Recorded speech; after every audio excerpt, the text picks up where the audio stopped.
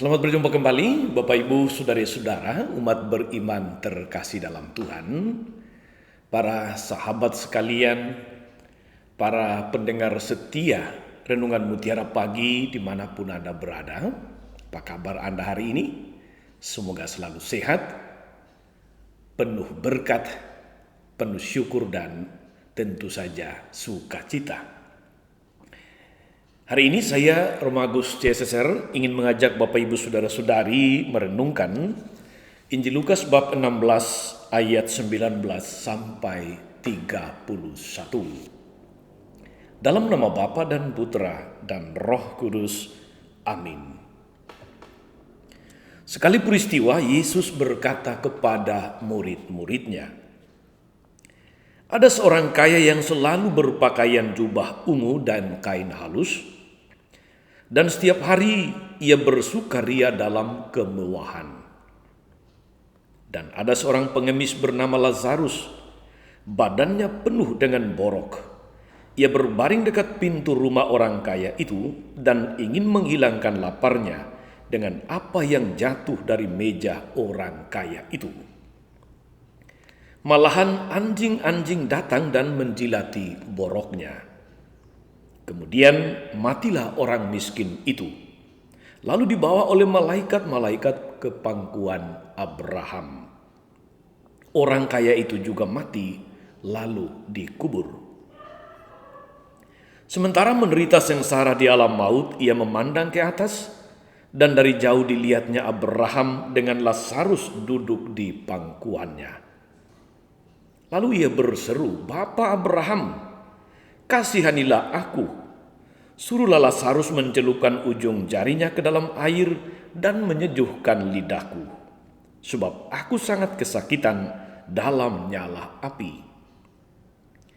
Tapi Abraham berkata, 'Anakku, ingatlah, engkau telah menerima segala yang baik semasa hidupmu, sedangkan Lazarus segala yang buruk. Sekarang ia mendapat hiburan dan engkau sangat menderita. Selain daripada itu, antara kami dan engkau terbentang jurang yang tak terseberangi, sehingga mereka yang mau pergi dari sini kepadamu, ataupun mereka yang mau datang dari situ kepada kami, tidak dapat menyeberang.'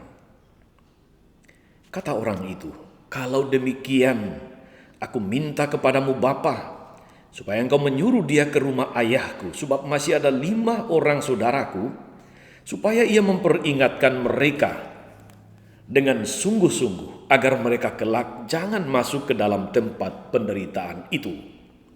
Tetapi kata Abraham, 'Ada pada mereka kesaksian Musa dan para nabi. Baiklah mereka mendengarkan kesaksian itu.' Jawab orang itu, 'Tidak, Bapak Abraham. Tetapi jika ada seorang yang datang dari antara orang mati kepada mereka, mereka akan bertobat.' Kata Abraham kepadanya, 'Jika mereka tidak mendengarkan kesaksian Musa dan para nabi, mereka tidak juga akan mau diyakinkan sekalipun oleh seorang yang bangkit dari antara orang mati.' Demikianlah Injil Tuhan. Bapak Ibu Saudara-saudari, para sahabat semuanya, pendengar setia Renungan Mutiara Pagi yang setia dan diberkati oleh Tuhan kita Yesus Kristus. Kita mendengarkan perumpamaan yang sebetulnya sudah sangat familiar dalam pikiran kita, dalam hati kita, tentang seorang kaya dan Lazarus yang miskin. Orang kaya hidup dengan mewah, sedangkan orang miskin bahkan untuk makan pun menunggu yang jatuh dari remah-remah yang jatuh dari meja orang kaya. Saudari-saudaraku, perumpamaan ini berbicara tentang jurang yang sangat lebar antara orang kaya dengan orang miskin. Jurang yang tidak manusiawi antara si kaya dan si miskin. Ada satu hukum uang yang mematikan, yang membuat orang kaya hidup terpisah dalam hal perumahan, kemudian transportasi, makan minum yang serba ada, rekreasi, jaminan kesehatan, wibawa, dan tentu status sosial di tengah masyarakat. Tembok yang dengan sengaja didirikan oleh orang kaya di dunia ini sesudah kematiannya lalu kemudian menjadi jurang yang tak terseberangi. Tembok yang dibuat kemudian menjadi jurang yang tidak terseberangi oleh seorang pun, sebagaimana kita dengar dalam perikop Injil tadi. Dia yang menerima pemisahan ini akan menemukan dirinya berada di sebelah untuk selama-lamanya. Saudari-saudara, umat beriman yang terkasih, pendengar setia Mutiara Pagi yang diberkati Tuhan, kisah ini ingin mengajari kita bahwa kemiskinan bukan mengajari kita bahwa kemiskinan itu adalah berkat, tentu saja tidak. Atau juga bahwa kekayaan itu adalah salah. Tidak begitu. Karena Abraham juga adalah seorang yang kaya raya bahkan. Tetapi hatinya penuh kasih, hatinya suci kepada Allah dan kepada sesama manusia. Kita diingatkan saudari-saudara untuk mawas diri. Kita ada dalam masa prapaskah ini, masa tobat, masa untuk mengoyakkan hati dan bukan pakaian. Untuk mawas diri terhadap kekayaan, terhadap kedudukan, popularitas, dan segala fasilitas yang memberi kita kenyamanan. Jangan sampai fasilitas-fasilitas itu membuat kita jauh dari sesama, membuat kita tidak memiliki belas kasih, membuat kita tidak memiliki lagi kemurahan hati sebagaimana kita dengarkan dalam Injil 1-2 hari yang lalu. Jangan sampai kekayaan itu membutakan mata kita sehingga kita tidak mampu melihat sesama yang berseru-seru minta belas kasihan, memohon pertolongan. Kita juga diingatkan, saudari-saudaraku, umat beriman yang terkasih, bahwa di akhirat nanti nasib kita itu ditetapkan atas dasar keputusan-keputusan yang kita ambil di dunia ini. Surga tidak dapat dibeli dengan uang, tentu saja, dan Tuhan tidak dapat disuap untuk masuk surga. Satu-satunya cara kita bisa masuk ke surga adalah kalau kita mampu memiliki hati Yesus sendiri, hati Tuhan yang berbelas kasih, hati yang murah hati, hati yang punya kepedulian kepada orang-orang di sekitar, lebih-lebih mereka yang sungguh kesulitan, mereka yang berkekurangan, mereka yang sedang sakit dan menderita, yang hanya mungkin bisa hidup, yang bisa memastikan hidupnya karena uluran tangan, karena kepedulian hati, karena ketulusan kasih kita. Saudari-saudara, Injil mengajak kita hari ini untuk bersama-sama saling menyelamatkan. Kalau boleh saya katakan demikian, mau kaya atau miskin itu relatif.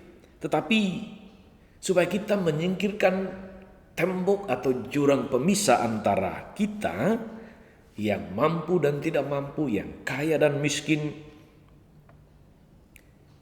supaya kita sama-sama berangkat menuju ketujuan yang sama yang kita rindukan, yaitu surga abadi. Mari kita singkirkan segala sekat-sekat yang membuat kita malah nanti pada akhirnya membuat jurang yang membuat kita tidak bisa menyeberang kepada Abraham, kepada Tuhan, Mari kita lebih banyak membangun tangga-tangga atau jembatan-jembatan yang menghubungkan kita dengan orang-orang tidak mampu. Tentu bukan maksud kita sogok Tuhan, tidak. Tetapi supaya kita memiliki hati Tuhan yang senantiasa membela orang miskin berkekurangan. Orang yang seringkali mendapat ketidakadilan dalam hidupnya, yang kurang beruntung. Semoga dengan dasar iman yang sama itu, saudara-saudara, pada akhirnya kita semua, kaya atau miskin, berkelebihan atau berkekurangan, kita semua sama-sama memuliakan Allah Bapa dalam kerajaan surga. Selamat berbuat baik hari ini, saudara-saudari. Ingat, salam 5 roti 2 ikan. Jadilah berkat bagi orang lain, maka senantiasa berkat Tuhan pun akan mengalir atas kita. Itu semua akan membawa kita kepada kebahagiaan bersama. Tuhan Yesus memberkati. Maria Bunda selalu menolong, setia mendoakan kita semua. Amin. Tuhan Yesus Kristus, kami bersyukur karena Engkau tak henti-hentinya memberikan petunjuk, memberikan pedoman bagi hidup kami agar sampai kepadamu dan bersatu secara paripurna denganmu dalam kebahagiaan surgawi. Melalui sabdamu hari ini, Engkau mengajari kami untuk senantiasa saling menyelamatkan satu sama lain dengan memiliki hati yang tulus, dengan memiliki kepedulian yang luar biasa akan saudara-saudari yang berkekurangan di sekitar kami, akan mereka yang berseru-seru minta tolong, akan mereka yang sungguh berharap pada Tuhan melalui kami yang barangkali diberkati Tuhan secara lebih. Moga-moga dengan cara itu kami boleh berjalan beriringan bersama-sama menuju kepada tujuan akhir, yaitu bahagia abadi bersamamu. Jauhkanlah dari hati kami ya Tuhan keserakahan. Jauhkanlah dari hati kami keegoisan. Jauhkan dari hati kami segala macam sikap karakter yang menjauhkan kami dari saudara-saudari teristimewa yang lemah, miskin, terlantar, yang sakit dan menderita. Semoga bersama mereka kami boleh berjalan bersama menuju di Kau. Terpujilah Engkau Tuhan sepanjang segala masa. Amin. Saudari-saudara sekalian, berkat Allah turun atas saudara-saudari, atas mereka yang kita doakan atau kita janjikan doa, mereka yang sakit dan menderita. Segala rencana, karya dan pelayanan kita sepanjang hari ini, Bapa dan Putra dan Roh Kudus. Amin.